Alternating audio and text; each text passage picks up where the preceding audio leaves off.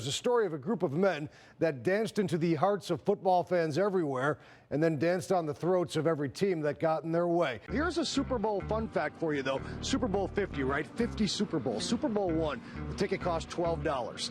Super Bowl 50, the beer cost $12. One beer. I'm not good with names, though. Well, too bad. You're going to do the interview anyway. Join us tomorrow when Kylie attempts to swim from Alcatraz to the mainland. Good luck to her. Let's hope she makes it. Who would you want to play you? Denzel? Yeah, why not? They all say Denzel Washington. Nobody says Urkel. I think I need about 10 more practices and a time machine. The conditioning is not good, I got to be honest with you. I'm a little disappointed with the conditioning here. Get in line. Did it!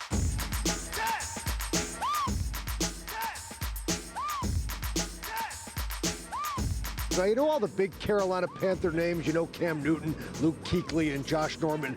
But tonight we're going to introduce you to a name that you probably don't know, although you should. Hey, Tim, do you have any more pictures of Channing Tatum that we can put on the screen right now?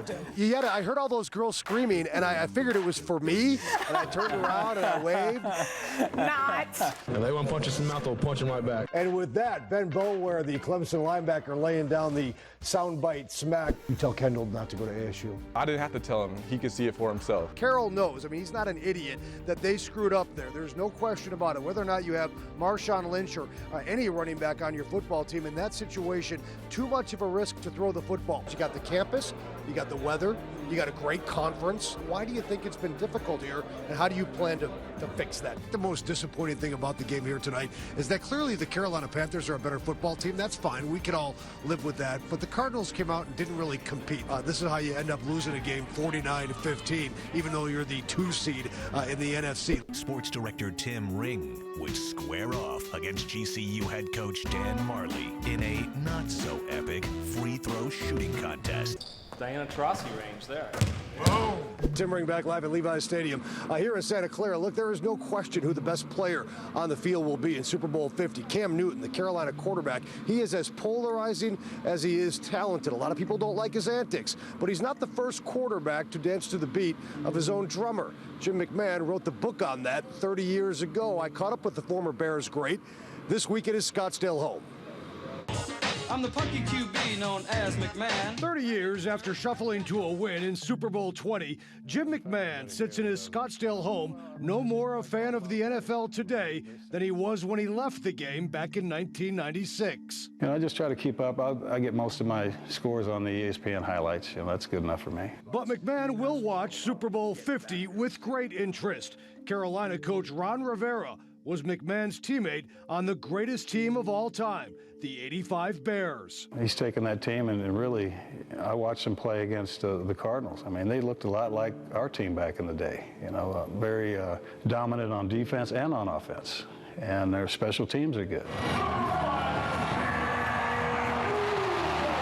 And what of Rivera's quarterbacks?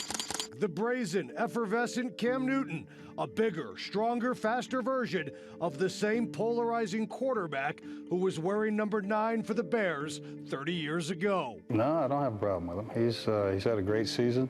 He's got a good team around him, but he's the catalyst that makes them go. And when he's playing well, you know, they got a real good chance of winning. It's picture time. There's already talk of a potential Panther dynasty, but if anyone can guard against the perils of that thinking, it's a member of the '85 Bears, a dominant team that never won again. If Cam Newton wins the Super Bowl on Sunday and you had 5 minutes alone with him, what would be the one piece of advice you'd pass along about getting back there and staying on top? Well, a lot of it's out of your control, because once you win a Super Bowl, now everybody on the team wants to get paid, and that's not going to happen. You know, you got your 4, 5, 6 guys that are going to make a bunch of money, and then the other guys are pretty much, you know, whatever they can scrape up. That's the biggest thing, trying to keep your team together.